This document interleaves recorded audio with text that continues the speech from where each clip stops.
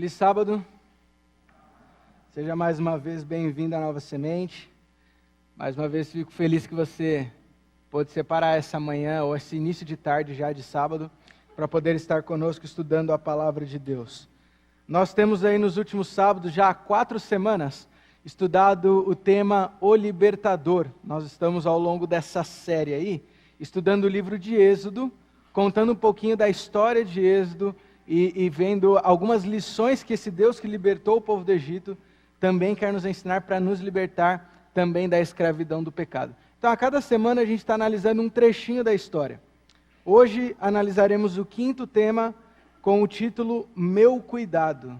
O assunto de hoje é Meu Cuidado. Antes que eu me esqueça, quero saudar também você que está acompanhando a gente pela internet agora ou em algum outro momento, que você possa também ouvir a voz de Deus aonde quer que você esteja. Seja bem-vindo.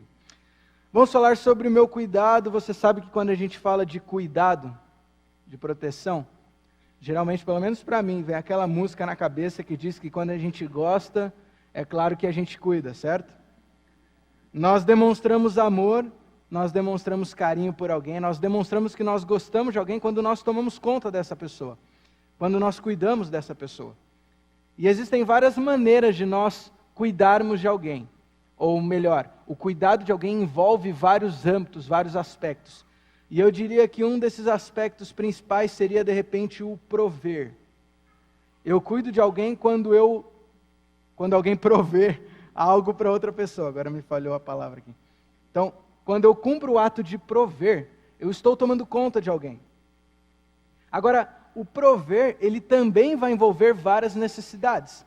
E aí, mais uma vez, eu pontuaria uma em especial, que é a questão da alimentação. Não sei se você concorda comigo, mas talvez uma das principais maneiras que nós temos de prover algo para alguém, de tomar conta de alguém, é fornecendo o alimento.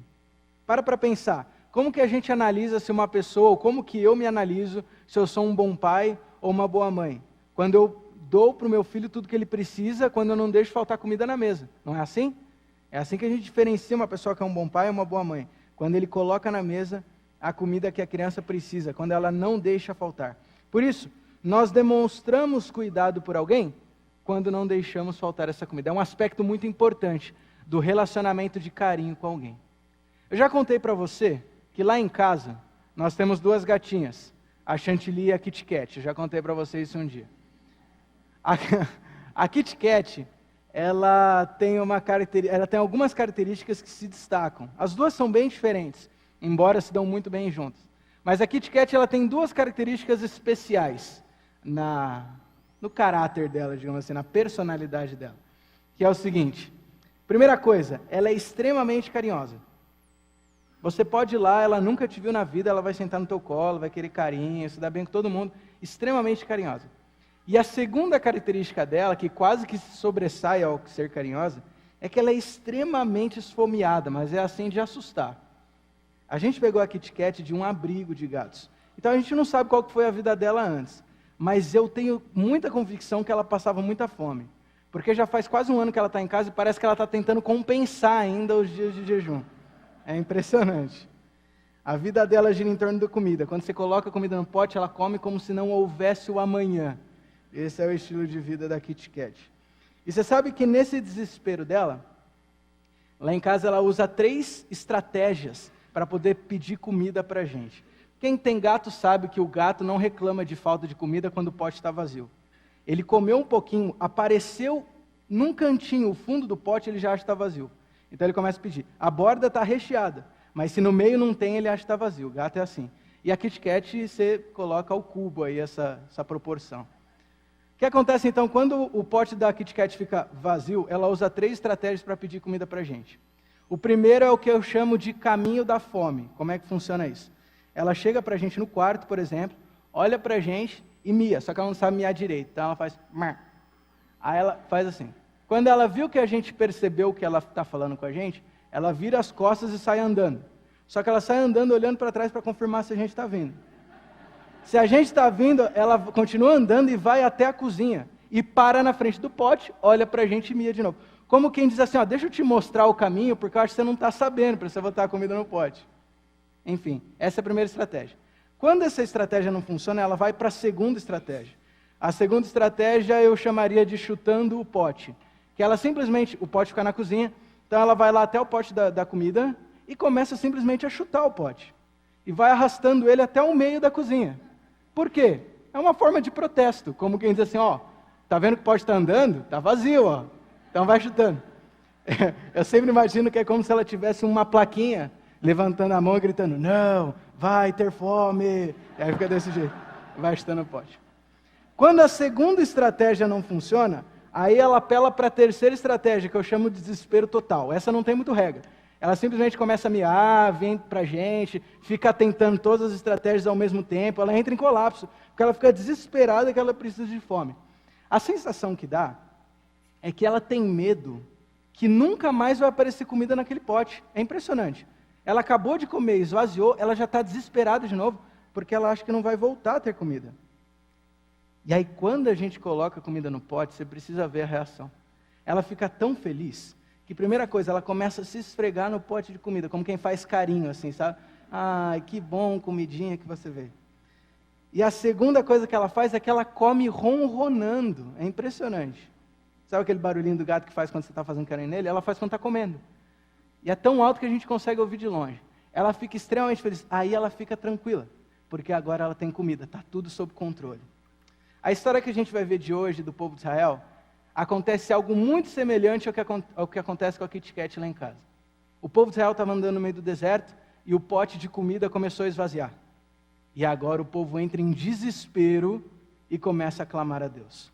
Abra sua Bíblia em Êxodo, capítulo 16. Livro de Êxodo, capítulo 16. Ao longo de toda a mensagem nós vamos analisar esse capítulo, então convido você a sempre deixar aberto. Êxodo, capítulo 16. Quero convidar você, antes de lermos o texto, a fechar seus olhos, porque nós vamos orar, pedindo a orientação de Deus. Oremos. Senhor Jesus, nós te louvamos porque mais um sábado nós podemos parar tudo, Senhor, vir à tua casa para poder escutar a tua palavra. Meu Deus, nós vamos hoje estudar um pouquinho da história do maná, e eu te peço que o Senhor fale aos nossos ouvidos, para que a gente possa entender qual é o teu plano. Como nós pedimos todo sábado que o mesmo Espírito Santo que inspirou os profetas a escrever esse texto, possa agora falar ao nosso coração. Que nós saiamos daqui transformados, Senhor. Saiamos daqui diferentes, para viver mais parecido com o teu plano. Nós oramos em nome de Jesus. Amém. Na semana passada nós tivemos aqui na Nova Semente uma linda cerimônia de Santa Ceia. Talvez muitos de vocês participaram, mas antes disso, o pastor Fabiano recapitulou, contou para a gente um pouquinho da continuação da história. Então deixa eu situar você de novo. O povo de Israel havia sido libertado do Egito daquela maneira miraculosa que você conhece. Então ele começa a caminhar no meio do deserto. De cara eles já se deparam com o Mar Vermelho, e não tinha como dar a volta. E agora atrás deles vinha o exército egípcio os perseguindo para eliminar o problema, ou para os reconquistá-los. Então agora eles clamam a Deus desesperado, Deus opera um milagre, que o mar se abre no meio, e o povo cruza no meio do mar em seco, sem molhar o pé, passa o povo inteiro. Quando os egípcios tentam fazer a mesma coisa, a água fecha e todo o exército egípcio é engolido pelo mar, conforme um milagre de Deus. Impressionante. Depois disso o povo continua caminhando, e a Bíblia conta que eles já faziam 3 dias desde a saída, ou desde a passagem pelo Mar Vermelho, e agora o povo começa a ficar preocupado porque a água está terminando. Finalmente eles chegam numa região que tem um lago. E aí você imagina, no meio do deserto, sem água, aparece um lago, ficaram felizes da vida. Mas quando eles foram lá mergulhando na água de felicidade, vem a decepção, porque aquela água não prestava para beber, a água era amarga. A Bíblia diz que a decepção foi tão grande que eles nomearam aquele lugar de Mara, que significa amargo. Ficou conhecida assim essa região. Mas Deus opera mais um milagre. E agora Moisés coloca um arbusto no meio da água e a água é purificada. E agora o povo pode encher os cantis, as garrafas, porque eles vão ter água para caminhar de novo. A Bíblia diz que depois disso, eles seguem andando da região de Mara e vão até a região de Elim. Elim era uma espécie de oásis no meio do deserto. A Bíblia descreve que ali haviam 12 fontes de água e 70 palmeiras. Imagina, no meio do deserto. Então o povo se sentou ali, alguns dias acamparam naquela região, recarregando as energias para a caminhada que vinha pela frente. Aí começa a nossa história do capítulo 16. Depois de alguns dias acampados na região de Elim, o povo arruma as malas e segue viagem. O destino final era o Sinai. Esse era o próximo ponto de parada do povo de Israel. Só que no meio do caminho entre Elim e o Sinai, eles passavam por um deserto, ficava bem no centro do caminho, deserto de Sim. Alguns teólogos especulam que a história da libertação do Egito aconteceu por volta do ano 1462 a.C. Esse episódio agora, do Maná, aconteceu 1 mês depois da saída do Egito. Veja, já passou 1 mês que toda aquela população foi liberta do Egito. Se a água já tinha acabado lá em Mara, agora o desespero do povo de Israel é outro. Eles olham na mochila e o estoque de comida que eles tinham trazido para a viagem já estava no final. Eles estavam comendo as últimas barrinhas de cereais que eles trouxeram de reserva para poder se sustentar. E o povo começa a ficar desesperado. O que a gente vai comer? O que minha família vai comer? O povo entra em pânico. Leia comigo o verso 2 e 3 do capítulo 16. Diz assim: Toda a congregação dos filhos de Israel murmurou contra Moisés e Arão no deserto. Disseram-lhe os filhos de Israel: Quem nos dera tivéssemos morrido pela mão do Senhor na terra do Egito, quando estávamos sentados junto às panelas de carne e comíamos pão a fartar, pois nos trouxestes a este deserto para matar de fome toda essa multidão. Eu confesso para você que, levando em consideração que o povo estava começando a ficar com fome, eu até compreendo o raciocínio para que o povo possa murmurar e reclamar. Mas eu confesso para você que toda vez que eu leio essa frase deles, eu entro em desespero.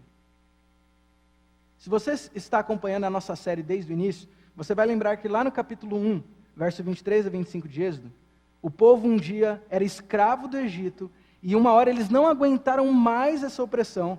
Então esse verso 23 e 25 vai dizer que o povo se reuniu para orar a Deus, clamando que o povo os libertasse do Egito, porque eles não suportavam mais viver naquela terra. Agora o que a Bíblia está dizendo é que as mesmas pessoas olham para Deus e falam: Senhor, por que o Senhor tirou a gente de lá? Como diz o hispano, o que passa? O que está acontecendo? Como é que pode? Sabe que, na verdade, o povo de Israel, o problema deles não é que eles perderam a visão do Egito. Na verdade, o problema era um pouco mais sério. E nós entendemos isso quando analisamos a atitude do povo de Israel. Para quem eles foram, não sei se você reparou no texto, para quem eles foram reclamar da falta de comida? Moisés e Arão.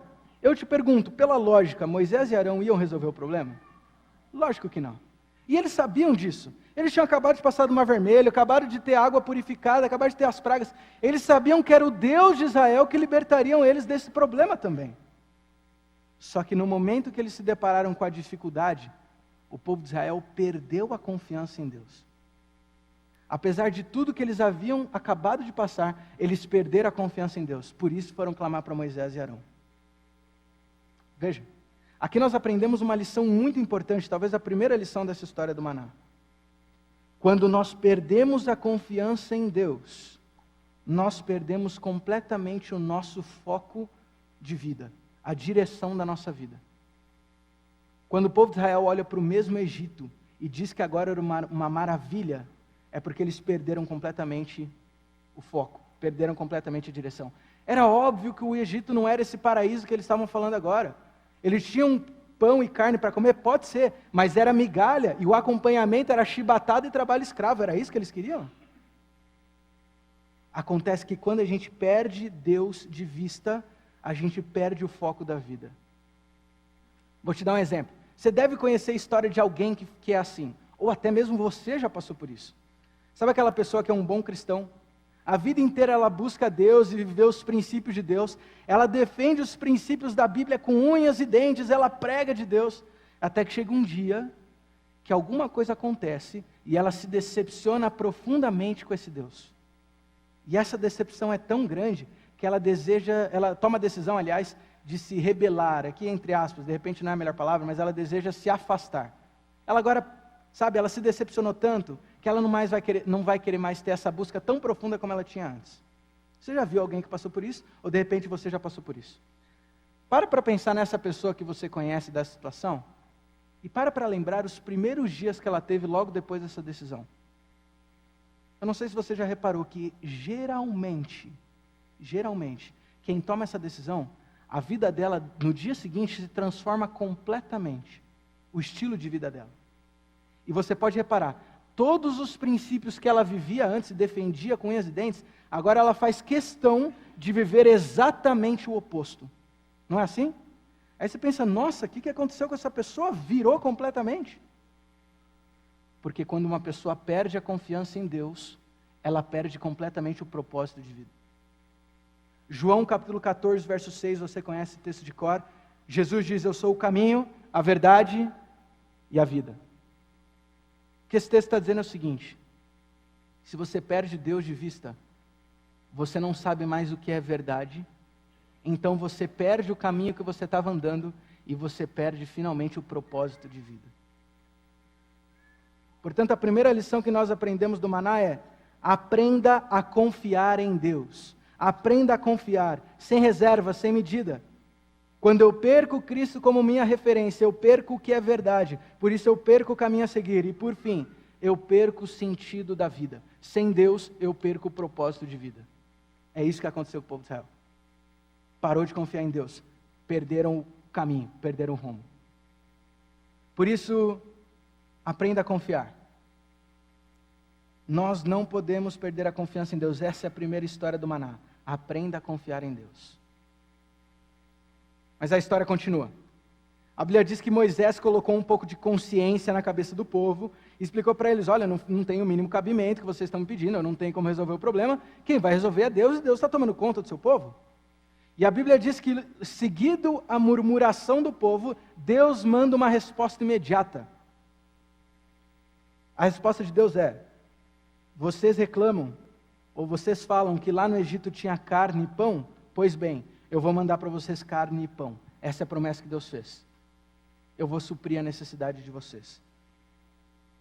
A Bíblia conta então que no verso 13, a Bíblia vai contar que ao fim da tarde, ainda nesse dia, quando se aproximava o pôr do sol, no meio, imagina, o povo de Israel está no meio do deserto, no meio do acampamento de Israel, um bando de codornas, ou codornizes, como você preferir, um bando de codornas se aproxima e para ali no meio do acampamento de Israel, meio que se entregando. E assim o povo pega aquelas codornas e comem a carne que eles tanto queriam. No meio do deserto, um bando de codornas alimenta o povo. Imagina? O povo ficou feliz da vida, foi festa, teve churrasco aquela noite. Você imagina que eles dormiram de barriga pesada. O que aconteceu? O plano de Deus era ainda maior. Deus pretendia fazer algo muito maior do que esse bando de codornas. A Bíblia diz então que na manhã seguinte, algo diferente aconteceu. E eu queria que você tentasse imaginar agora a cena que eu vou te descrever. Tenta imaginar, vai visualizando. Como todas as manhãs, como todas as noites, o orvalho caiu durante aquela madrugada no deserto. Só que quando as primeiras pessoas saíram das suas tendas de manhãzinha, elas viram que algo estava diferente. Assim que o sol saiu e secou o orvalho, eles olharam para o chão e o piso de areia que antes estava úmido pelo orvalho, agora está coberto de uma camada branca. Vai imaginando. E agora as pessoas vão saindo da barraca e olhando, o que é isso? O que está acontecendo? Os primeiros mais corajosos, mas ainda bastante receosos, se abaixaram e pegaram um pouquinho daquele floco. Pedacinhos, floquinhos. A Bíblia diz que aquilo parecia uma espécie de semente de coentro branca, mas era tão fina que lembrava uma escama. E agora eles olhavam para aquilo impressionados, mas o que é isso? A Bíblia diz então que nessa hora Moisés saiu. Quando o povo inteiro já estava lá fora, admirado com esse fenômeno, Moisés saiu e falou: vocês pediram por comida, Deus proveu, esse é o pão enviado por Deus dos céus.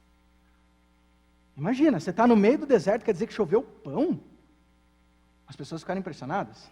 E agora os mais corajosos, mais uma vez, pegaram um pedacinho, colocaram na boca. O gosto era bom. Tinha um gosto levemente adocicado, agradavelmente adocicado. Mas era diferente de qualquer outra coisa que eles já tinham provado. Talvez o sabor que chegue mais perto é o sabor de um bolo de mel. É o que chega mais perto para poder imaginar.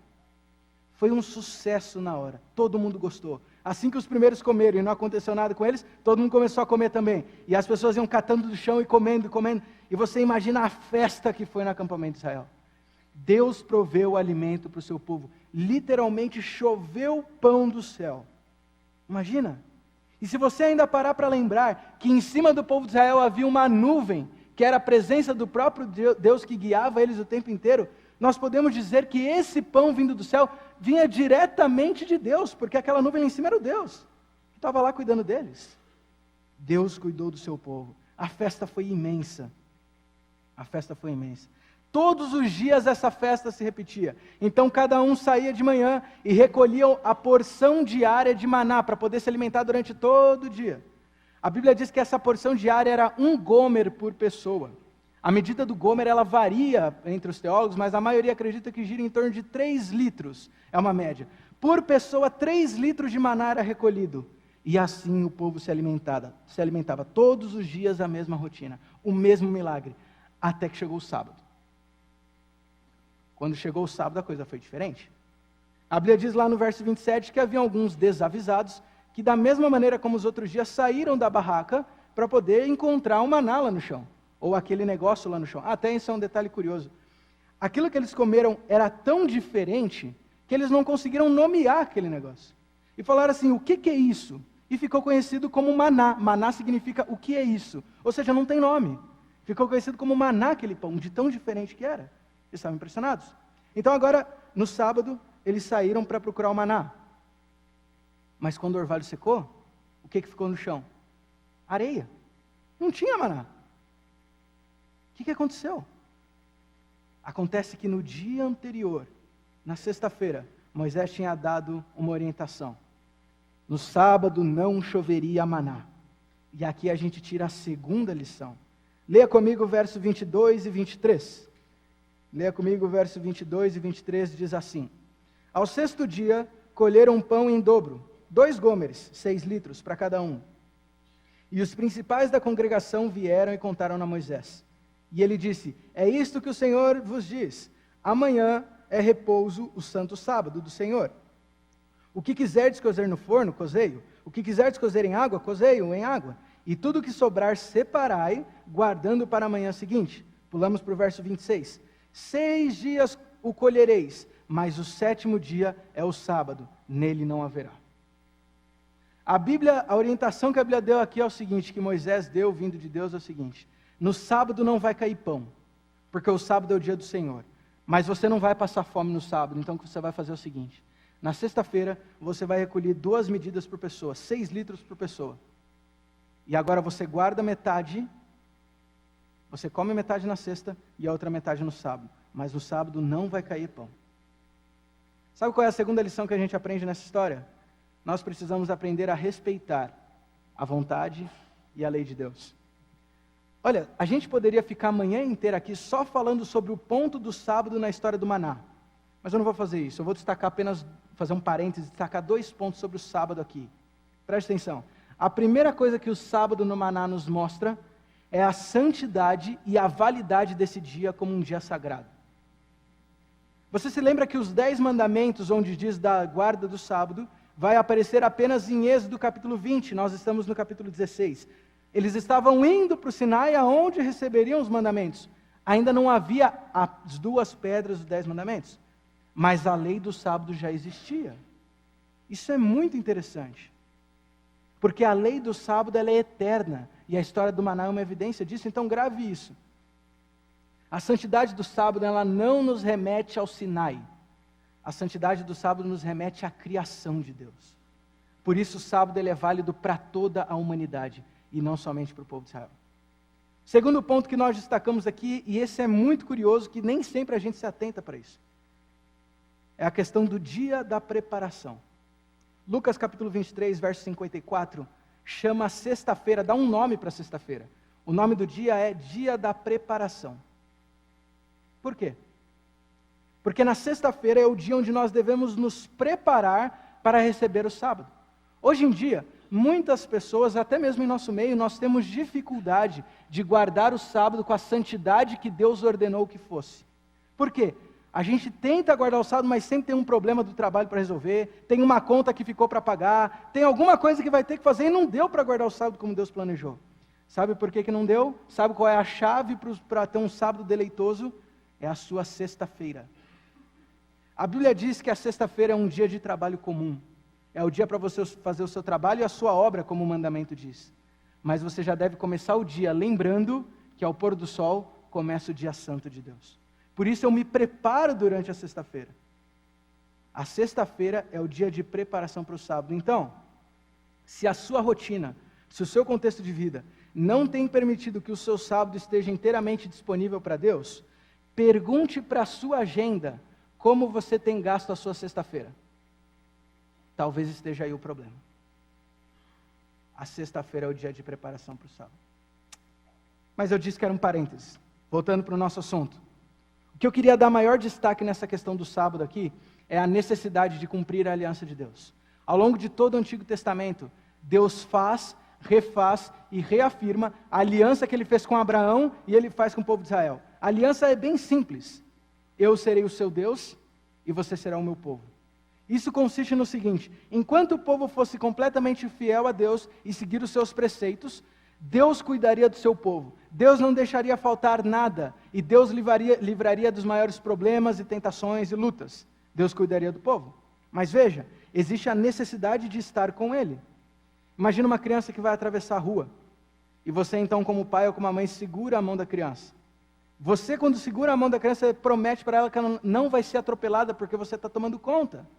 Mas se essa criança soltar da sua mão e correr na sua frente, você não tem como cuidar dela. Assim é com Deus. Deus, Ele supre nossas necessidades. Deus, Ele toma conta da gente. Ele nos livra dos perigos. Mas, para que isso aconteça, nós precisamos estar segurando nas mãos de Deus. Por isso, se a primeira lição é para você aprender a confiar, isso tem que resultar em aprender a fazer a vontade de Deus, a respeitar o plano de Deus, a segurar na mão dEle. É fazendo a vontade de Deus que nós experimentamos os verdadeiros milagres ainda hoje. Aprenda a respeitar a vontade de Deus. Todos os dias, com exceção do sábado, a Bíblia diz que aquele maná caía no acampamento de Israel. Todos os dias, todas as manhãs. O Salmo 78, verso 24 a 25, vai nos dizer que o maná era o pão dos anjos. Para pensar no que significa isso. O pão dos anjos. A Bíblia está dizendo que todas as manhãs, no meio do deserto, o povo de Deus comia uma das melhores especiarias produzidas nas padarias divinas. Isso é mais do que um milagre, isso é um privilégio. Deus toma conta do seu povo. O verso 35 ainda vai completar dizendo que durante os 40 anos que o povo caminhou no deserto, todo dia Deus sustentou o seu povo com maná. 40 anos. Sabe quando o maná vai parar de cair? Quando o povo finalmente chega em Canaã. E agora eles têm alimento. Então agora o maná para. Deus toma conta do seu povo. Por isso nós não podemos encerrar essa mensagem sem antes analisar uma terceira e última lição. Deus pede para você hoje aprender a confiar, para que você possa aprender a respeitar, para que finalmente você consiga aprender a depender de Deus. Essa é a maior lição do maná. Depender de Deus. Leia comigo o verso 19 e 20, ainda do mesmo capítulo. Diz assim: ninguém deixe do maná para a manhã seguinte.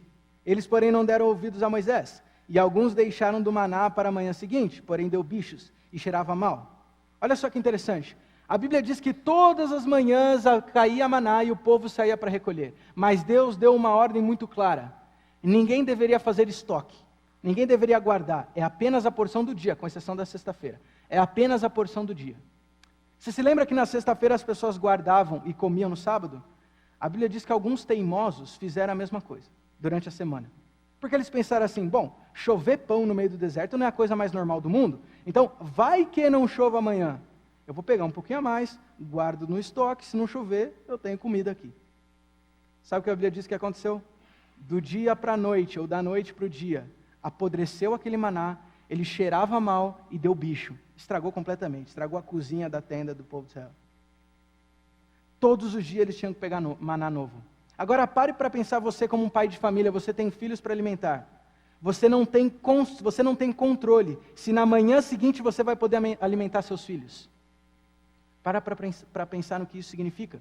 Eles dependiam única e exclusivamente da misericórdia e do milagre de Deus. E qual era a garantia que eles tinham que Deus cumpriria? A sua palavra. E isso já basta. Depender de Deus.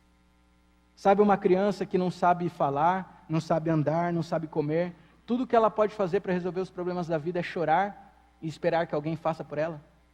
Assim como um bebê depende da sua mãe e do seu pai, assim nós devemos depender de Deus. Aí você entende mais plenamente o livro de Marcos, capítulo 10, verso 15, que diz que nós devemos ser como uma criança para herdar o reino dos céus. Depender de Deus.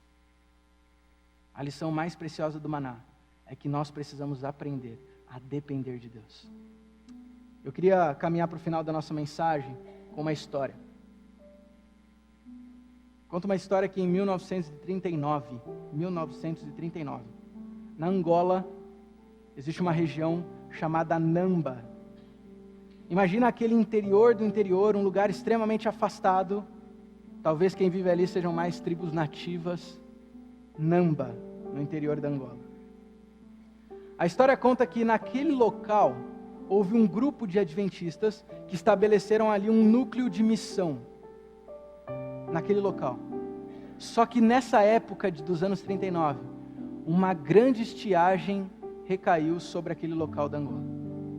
Uma grande estiagem. Veja, aquela população, ela não trabalhava para ter dinheiro. Eles simplesmente plantavam e comiam. Só que agora o que eles plantavam não dava. Então o que eles comiam? Não tinha mais nada. Para piorar a situação, a história conta que naquela época o núcleo da missão estava em obras. Então todo o dinheiro que eles ainda tinham para de repente comprar o que não dava na plantação, tinha ido embora. Sem dinheiro, sem comida. Logicamente aquele grupo começou a entrar em desespero. A história conta que havia um homem que era uma espécie de um líder deles, que ele cuidava do gado. E durante o trabalho dele, diz que ele levantava o rosto para o céu e clamava: Senhor, o que eu vou dar de comer para os meus filhos, Senhor? O que nós vamos comer? Imagina o desespero. A história conta que essa estiagem foi bastante longa e o povo cada vez mais entrava em pânico. Mas era um grupo cristão, adventista. Naquela semana, durante a pregação, o estudo da palavra deles, uma pessoa tinha pregado para eles sobre o maná. Tinha pregado para eles como Deus alimentou o seu povo no meio do deserto, mandando chuva de pão, um milagre sensacional. Aquela história inspirou eles, porque eles estavam passando por algo parecido. A história conta então que na quarta-feira eles tomaram uma decisão. Se reuniram num grupo de oração para clamar profundamente a Deus por um milagre. Eles não sabiam nem qual seria, mas eles precisavam de um milagre. Senhor, alimenta a gente, nos dá comida.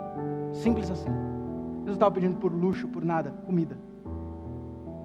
A história conta que nessa quarta-feira, enquanto o grupo de adultos se reunia para orar, algumas crianças, filhos deles, estavam do lado onde havia uns eucaliptos, brincando, enquanto os pais oravam. Entre essas crianças, havia uma chamada Priscila, que era a neta desse rapaz que clamava a Deus. E ela era a mais velha daquele grupo de crianças, mas não passava muito de 6 anos de idade. A história conta que no meio da brincadeira, a Priscila, ela começou a correr e se afastou um pouquinho das outras crianças. Até que de repente ela olhou lá na frente e viu 2 homens de branco, que chamaram bastante a atenção dela, lógico. Ela então se aproximou daqueles homens e a história conta que ela carregava, as pessoas que participaram disso contam que ela carregava um prato com milho torrado, que era tudo que eles tinham para comer, milho torrado. E ela carregava esse prato. Ela chegou perto desses 2 homens, então disse que um desses homens perguntou: menina, o que você está comendo? Enquanto isso eles esticaram a mão, cheio de alguns floquinhos brancos, entregando para a menina. Eu vou ler para você o que eles disseram. A história diz que eles disseram para ela o seguinte: pegue isso aqui, é o maná. Vai lá com seus pais e diga que o anjo Gabriel e Moisés deram esse fruto para você, que se chama maná. Imagina isso na cabeça da criança. Ela ficou completamente eufórica e foi e contou primeiro para as outras crianças. Todos eles foram atrás desse lugar que a menina disse que achou o maná que Deus mandou no deserto. E agora um rapaz que era criança nessa época, ele disse que eles chegaram lá e quando eles viram o chão forrado de branco, Eles pegavam e comiam, pegavam e comiam, pegavam e comiam. Docinho, gostoso. A história conta que essa menina, essas crianças pegaram esse maná e levaram até o caseiro da missão. O caseiro, que já era adulto, ele olhou a história que ela contou e falou: não, vocês estão enfeitiçados, isso aí não faz o mínimo sentido. Até que elas levaram o rapaz até lá e ele viu que era verdade. Então a Priscila levou esse maná até os seus pais, lá em oração. Como eles não acreditaram na história, ela levou eles também até o local. Logicamente aqueles homens de branco não estavam mais lá, mas a história conta que se podia enxergar ainda as pegadas deles marcadas na terra. Todos estavam receosos, mas o chão forrado começaram a comer do maná, comer daquilo que eles chamavam de maná. Por todo o tempo da estiagem, choveu um maná naquela região, e eles se alimentaram. De alguma maneira, aquela tribo foi salva, aquele grupo foi salvo. Só que depois que passou o período da estiagem, para surpresa deles, o maná parou de cair em grande quantidade, mas continuou caindo em pequenas porções. Mesmo depois da chuva voltar, o alimento, a plantação voltar, agora eles não dependiam do maná, mas continuava caindo em pequeninhas quantidades. Até hoje. Até hoje. Mais recentemente, um pastor brasileiro chamado Gerson Pires, ele fazia uma missão na Angola, perto daquela região, e um dia ele foi conhecer o lugar que se dizia que ainda caía maná. Chegando lá, ele ficou impressionado com tudo aquilo, pegou uma porção de maná, guardou num guardanapo e trouxe para o Brasil. Chegando aqui, orientado por um amigo, ele levou essa porção de maná para um laboratório de química da Unicamp, para que fosse analisado aquela substância. Ali, um químico que era o responsável por todos os laboratórios da Unicamp, chamado Marcos Eberlin, também batista, ficou bastante impressionado com a possibilidade de analisar o que seria um maná. E agora eles pararam e fizeram um estudo.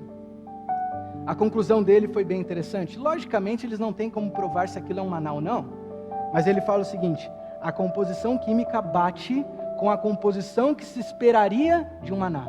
Se é um maná, eu não sei, mas se houvesse um, não seria muito diferente desse, é o que ele falou.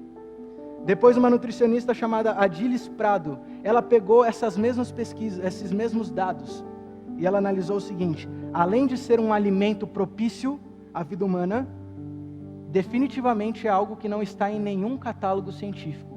Se não for maná, é algo novo. Eu não quero, através dessa história, te provar, olha, ainda cai maná, não é esse o meu ponto. Talvez o ponto principal de contar essa história é a conclusão que o pastor Gerson Pires tirou. Dando entrevista sobre essa situação, ele foi perguntado o seguinte: por que você acha que ainda cai maná? Na verdade, ele mesmo se fez essa pergunta como pastor. Ele pensou: mas espera aí, o maná é para suprir comida de quem não tem, mas agora eles têm comida. Por que Deus ainda manda o maná, mesmo que em pequena quantidade?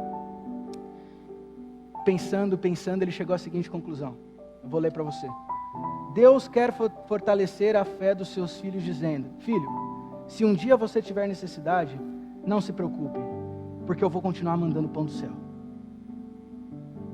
Se você hoje está passando necessidade, seja de comida, seja de qualquer outra coisa, fica tranquilo. Você crê em um Deus que, se preciso for, Ele faz chover pão do céu, mas Ele vai tomar conta de você.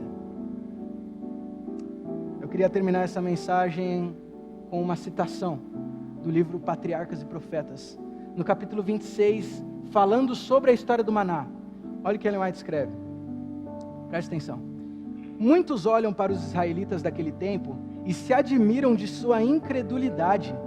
Acham que não teriam sido assim tão ingratos como eles foram. Mas, quando sua fé é testada, mesmo diante de pequenas provações, não demonstram ter mais fé ou paciência que o antigo Israel. Eles se queixam da maneira como Deus decidiu purificá-los.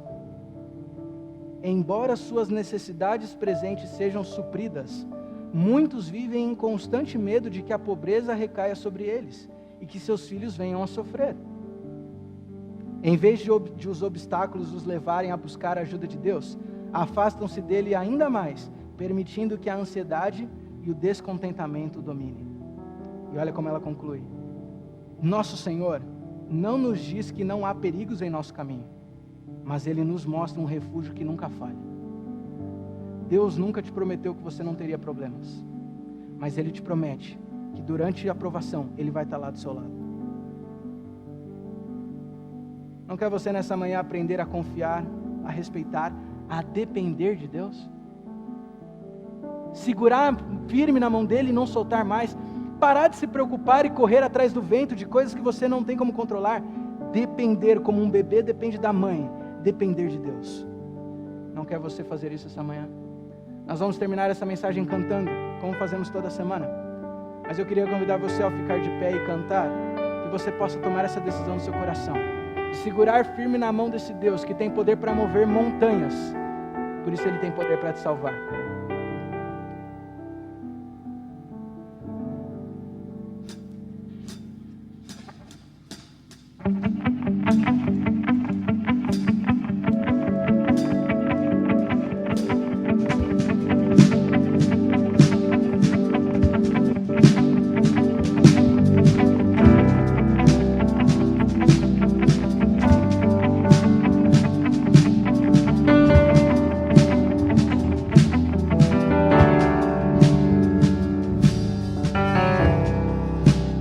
Todos necessitam de um amor perfeito, perdão e compaixão. Todos necessitam de graça e esperança, de um Deus que salva.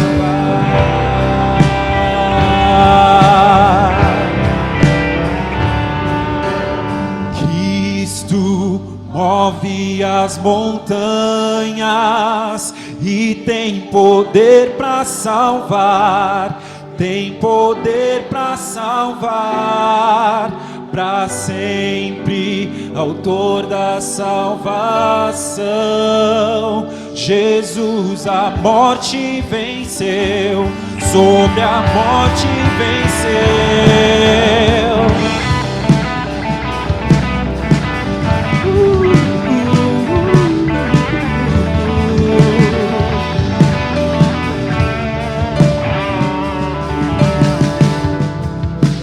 Aceitas com meus medos, falhas e temores.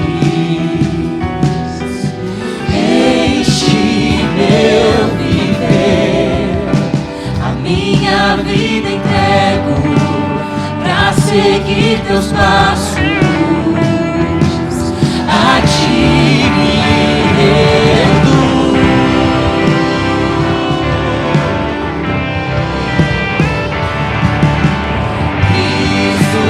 Move as montanhas e tem poder pra salvar, tem poder pra salvar, pra sempre, autor da salvação. Jesus a morte venceu, sobre a morte venceu. Nosso mundo vê brilhar a luz. Cantamos para a glória do Senhor Jesus. Cristo, nosso mundo vê brilhar a luz. Cantamos para a glória do Senhor Jesus. Cante, Cristo move as montanhas. E Ele tem poder.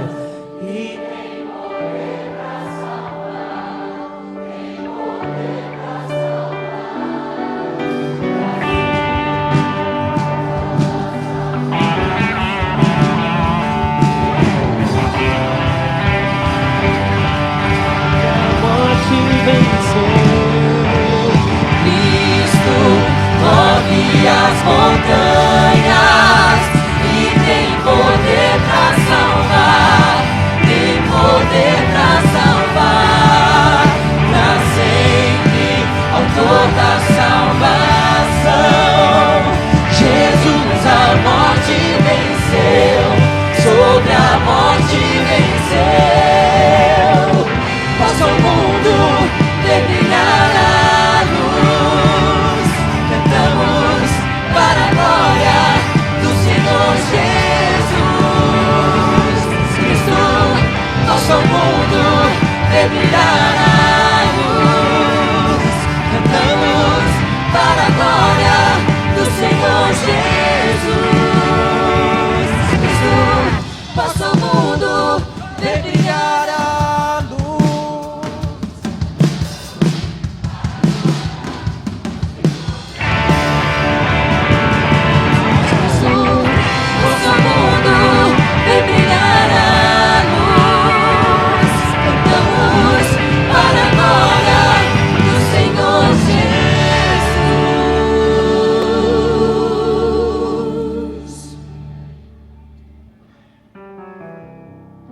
Isaías capítulo 33, verso 15 a 16, completa a história dizendo: aquele que anda corretamente e fala o que é reto, que recusa o lucro injusto, cuja mão não aceita suborno, que tapa os ouvidos para as tramas de assassinatos e fecha os olhos para não contemplar o mal.